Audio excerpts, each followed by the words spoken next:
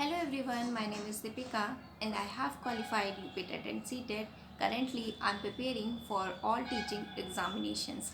So basically today's topic is पढ़ना क्यों है, पढ़ाई क्यों ज़रूरी है, क्या वैल्यू है पढ़ाई की हमारी लाइफ में। ओके, तो इसके 5 to 6 रीज़न्स मैं बताऊंगी जो हो सकता है कि आपके लिए भी हेल्पफुल हों और मेरे लिए तो बेसिकली हैं ही हैं, तभी मैं बताना चाह रही हूँ। पहला इम्पॉर्टेंट स्टेप ये है कि हमारी पढ़ने से ना एक वैल्यू बढ़ती है। अगर हम कहीं भी सोसाइटी की ही बात करें, कहीं सोसाइटी में बैठे हैं या कुछ है, तो अगर हम एक टच में हैं पढ़ाई के, ना पढ़े लिखे हैं या फिर एक पढ़ाई के टच में हैं, तो हम जो बोलेंगे ना, हमारे वर्ड्स जो है ना वो ज़्यादा इफ़ेक्टिव होंगे as compared to normal person या जो अभी पढ़ाई के टच में नहीं है। ठीक है, सोसाइटी की बात हो गई। दूसरा, अगर इम्पोर्टेंट बात करें तो अगर आपकी शादी हो गई है, ठीक है, आपका कोई किड है, ठीक है, उसको आप अच्छे से नॉलेज दे सकते हो कि उसके बारे में सोच सकते हो, उसको अच्छे से ट्रेन कर सकते हो, उसको अच्छे से सिखा सकते हो, है ना। तीसरी अगर इम्पॉर्टेंट बात करें तो जो मोस्ट इम्पॉर्टेंट है कि फैमिली टेंशन्स नहीं होंगी।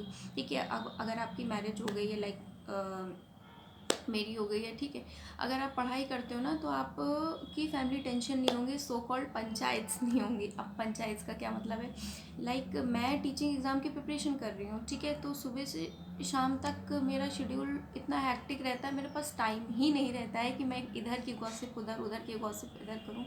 तो टेंशन की कोई मतलब बात ही नहीं होगी।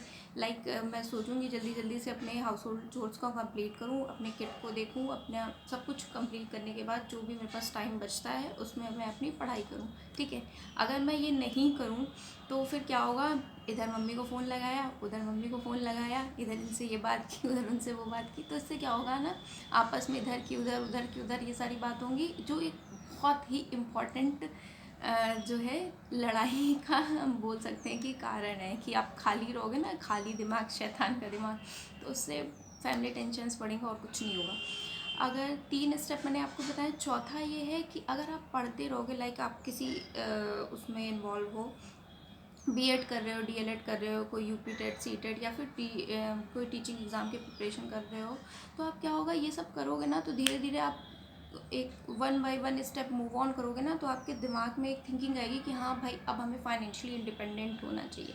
अब फाइनेंशियली इंडिपेंडेंट आप एक एक स्टेप चढ़ के ही हो पाओगे। अगर मैं अपनी बात करूँ तो टीचिंग एग्ज़ाम की कर रही हूँ कि मुझे भाई एक जॉब सिक्योर करनी है, ठीक है, इफ़ और बट अगर कुछ होता है तो मैं अपना कोई इंस्टीट्यूट ज्वाइन कर लूँगी, है ना। तो वो सब पॉसिबल तभी है कि जब हम एक टच में रहें पढ़ाई को। अगर बिल्कुल आपने बुक्स क्लोज करके रख दी हैं तो इम्पॉसिबल। ठीक है, तो ये सारे रीज़न्स होते हैं कि हमें पढ़ते रहना चाहिए, कुछ ना कुछ मोटिवेशनल बुक्स है, आपके सिलेबस का है पार्ट, ठीक है, ये सब हमें अपना कंप्लीट करते रहना चाहिए, जिससे हमारी भी लाइफ अच्छी होगी, हमारी फैमिली की भी, हमारे किड्स की भी, और everything is good. Okay, so these are my thoughts.